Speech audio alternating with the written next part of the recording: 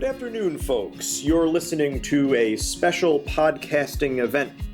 Today, we've set the stage for the official debut episode of A Life of Giving, Conversations with Reverend Richard Klingeisen, whose pilot episode was actually featured not too long ago. But central to this program is the man of the hour, Reverend Richard Klingeisen of Reedsville, Wisconsin. He is the coordinator of health services at the Diocese of Green Bay and pastor at St. Mary's Clark's Mills and St. Michael Whitelaw. He, of course, oversees St. Mary, St. Michael's School. And it's wonderful to have you here today with us, Reverend Klingeisen. Glad to be with you. The pilot episode of this series, incidentally, was a great success, as many of you listening at this point are now aware. So we're all excited to hear what else is in store today. Previously, you made mention of your white-robed pastor in school, and how this individual was instrumental in your decision to pursue a life of faith and religious leadership. How old were you at this time, and what exactly appealed to you about these observations of your pastor? There's a couple of different things. I think I would start by just saying that maybe it was our family practice. We were a family that prayed together daily, the rosary and meal prayers together, evening prayers together. But then as far as the school connection with the pastor, he was a Norbertine pastor and they wore a white habit. And that kind of impressed me, seeing him wear that. He would come into the school frequently for religion class, at least once a week, just for that, and teach us some things about religion. And then periodically let me do a vocation search, he would say. And of course he would always usually start with things like, well, how many of you are going to be policemen or firemen or a farmer, since it was a rural school. He would always include a question of how many of you are planning to be religious sisters among the girls, and boys, are any of you thinking about being a priest? And you asked me about how old I was. I'm thinking I was somewhere around the age of perhaps 8 or 9 when, he raised that question. Just real certain that that's where I wanted to go, but I think it planted a seed for me. I guess what I might say in conclusion to this question is there was just kind of an inner desire from early on of wanting to go and become a priest. When you were young, of course, you would sometimes perform Catholic service with your siblings, and you were about 8 or 9 then as well, so that kind of coincided with what you just described. And some children play store, some play school. You played church, and this is fascinating. Did you feel a natural sense of leadership and a connection to God in those moments of childhood play? Did you feel as though you were meant to be doing this in those moments? My direct answer is yes. I did feel that God was already calling me to be a spiritual leader in the church, to be able to celebrate the Mass and offer the sacraments as I understood them being offered at that age by the pastor. Right. Most of the focus would be on celebrating the Mass. And so we played the Mass after we had gone to the service and come home and kind of do it again, trying to repeat what I had just seen take place in the church. Only I was doing it with my younger siblings, and we were pretending to be in church again and connecting with God that way. Right, of course. Now, you've said that you felt a calling. I think that might even be a direct quote. And this is just generally speaking, that you felt a calling. But was there a significant moment in your youth when you felt God speak to you or through you for the first time? I don't know that I would call it a specific significant moment like I, read and reflect upon some of the saints who had a conversion experience almost where they were called to that. I would say for me, it was gradual to go in that direction. And I knew some of my other friends from the school that were a couple years ahead of me that had gone off to the seminary for priesthood training. And it seemed natural for me to say, that's what I want to do. I want to go to a seminary. I knew that a good Catholic education could be provided there, even should I desire not to follow through in the long run. Mm-hmm. But I thought, no, it was more, I would say, just a kind of ongoing inner calling that said, come to the seminary, try it out, see if this is really where you want to go. And as you know, I've stuck with it. Did a strong connection to your faith affect the decisions you made as a child and as a teenager? In other words, do you feel that you acted differently, perhaps more maturely than some other children might have? Well, I definitely would say I had a strong connection to the faith thanks to the leadership. My mom and dad prayed in the home, and we got the regular services on the weekend. And so I do know, reflecting back, that I was not a kid that got into much trouble. Kind of had that attitude of showing respect to my mom and dad and to the pastor and the teacher that I had. We had religious sisters throughout my grade school training. And I'm not a kid that really got into trouble. Having made up your mind as early as you did, were your family and friends supportive of your decision to pursue this noble calling, as it were? I would say very much yes. I think my mom and dad kind of hoped that with the number of children that were already present when I was the age of 14, when I entered the seminary, almost 15, that they were hoping someone would go, because I had 7 or 8 other siblings at home. And I do recall one situation where one of my classmates, I don't know if you'd call him a close friend, he questioned me one time, and he said, why do you want to do that, And one of my other classmates said, oh, let him do it if he wants to. It was kind of sticking up for me. Say, go ahead, pursue that dream that you have, pursue the seminary training. Now, when it came time eventually to head off to college, you attended the St. Paul Seminary in St. Paul, Minnesota. What was special to you about this institution specifically? Why did you choose this one? Well, just a little clarification as far as my college training. Back when I entered the seminary, there were 2 years of junior college offered at the seminary, except that they discontinued that program before I got to the college level. So I was in a seminary that was run by Salvatorian priests. And my desire, however, was to study for the Diocese of Green Bay. So I contacted the diocese. They then sent me to the Sacred Heart Seminary in Oneida, which was a diocesan minor seminary at that time. So I took my 2 junior years of college there.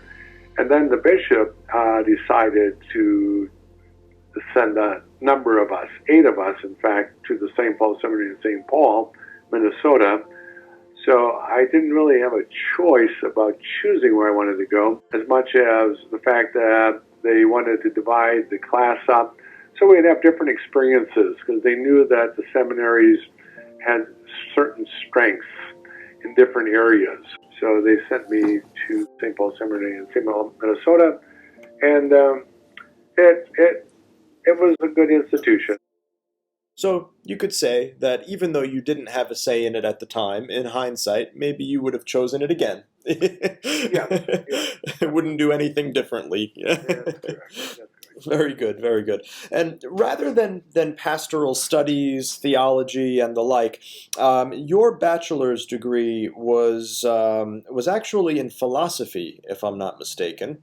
Now, is that a typical career path for someone in your position, or did you have a specific reason for choosing that area of emphasis? Well, back in my early years of study, that would have been in the mid 60s, that I would have been in the college level. That was the career path. Every seminarian needed to get a degree in philosophy, a bachelor's degree, to go on to the theological studies of the last 4 years of training. So I had no choice. I know that today there are many other choices offered, but it was the specific area of emphasis that we needed to get our degree in at that time. A side question, or a sub question, if you will. Do you think one way is preferable to the other in terms of the way it was then and the way it is now? I would say, just from my understanding, that I would prefer for that wider variety of choice for getting a bachelor's degree. There's a lot of other good areas that what they call pastoral studies, pastoral services, that kind of thing, and some others. I'm not even sure what they all offer right now, but I do know that some of those sound like they're really very appropriate as well. Now, healthcare in relation to your faith has been a key element of your career and your life overall. When did you begin to feel this particular calling, specifically in reference to healthcare? What led to your involvement in the healthcare arena, and most importantly, what has kept you there? Well, what actually led to my involvement was a surprise phone call from one of our other priests saying, we're looking for someone to become a chaplain in one of our facilities, and I think you would be a good choice. Talk to some of the nursing professionals that you have worked with as a volunteer chaplain, and at that time I was a pastoral vicar or assistant in a Catholic church parish. Right. So I volunteered some time. So he gave that little phone call to me, and I said, oh, I haven't been thinking about this area of life ministry at all. So this was quite a surprise. So give me a little time to think about it. He said, I'll give you 2 weeks. I said, I think I need a month to think about this one. Right. That's a big one. You got a month. I'll give you a month. I started to talk to some people that I knew in the parish, my family. I said, do you think this is really the right place for me to be going with my ministry? Because I really wasn't thinking about healthcare at the time. And they thought, yeah, your personality, you can do it. So I called this other priest back in 2 weeks and said, okay, what do I need to do? And so I had to go back into a clinical pastoral education unit for training so I could become a certified chaplain.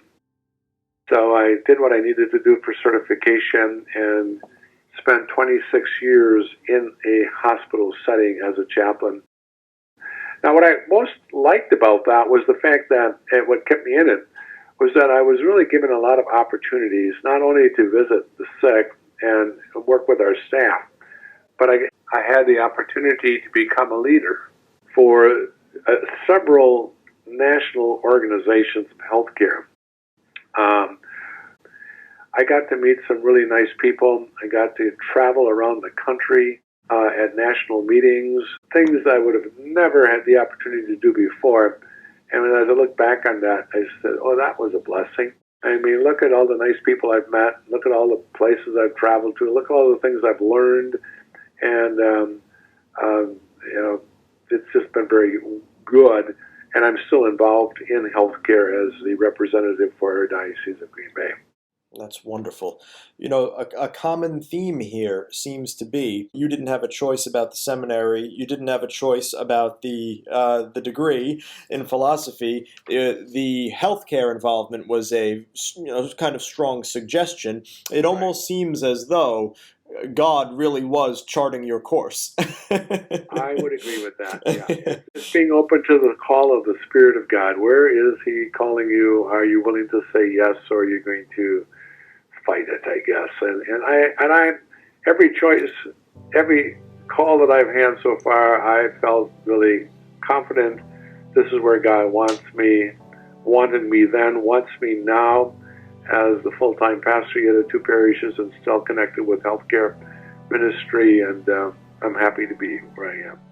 Do you see any children in your St. Mary's, St. Michael's school who have begun demonstrating an interest in following in your footsteps? Does anyone remind you of a young Reverend Klingeisen? I would say yes, and one I have mentioned, I said, he's chosen to become an altar server, and I said, I'm really impressed with your attentiveness and devotion around the altar. I think, have you thought about being a priest? Well, he didn't say no, Right. and I see him rather frequently. Every now and then, I will bring it up. I don't continue to pursue it every time, but maybe at the appropriate time, the Spirit of God will also have him say yes to pursuing priestly training. And you never know, maybe he's at home performing Catholic services with friends. Yeah. Well, that would be wonderful if he chose that path as well. Sure. So, what advice do you have to offer anybody out there, perhaps somebody like him, or really anybody at all who's currently considering a life of religious leadership? Listen to the call of God and let your heart respond to God's call. There's too many, choices that we're faced with today, and sometimes we kind of let God out of a picture. Mm-hmm. But God, as someone I believe in, and those of us in religious life and Christian churches know that if you really listen to the call of God, you're listening to an inner spirit that's working within your heart. Follow that call. Well, that I think wraps it up for this episode of A Life of Giving, and we are just thrilled that you listeners out there could be with us today. We wish you all the very best, and remember, as I mentioned earlier, this program will continue throughout the year as it is a serial program. So keep checking back at www.richardklingeisen.com. But also, the show has its own website now, a relatively new development, but an important one at that. It is www.alifeofgiving.com. Again, that's www.alifeofgiving.com. Lots of great stuff to do there. Lots of good content, lots to learn. Bye for now, Reverend Klingeisen, and we'll speak with you again soon. Okay, have a good day. Okay, you as Yep. well.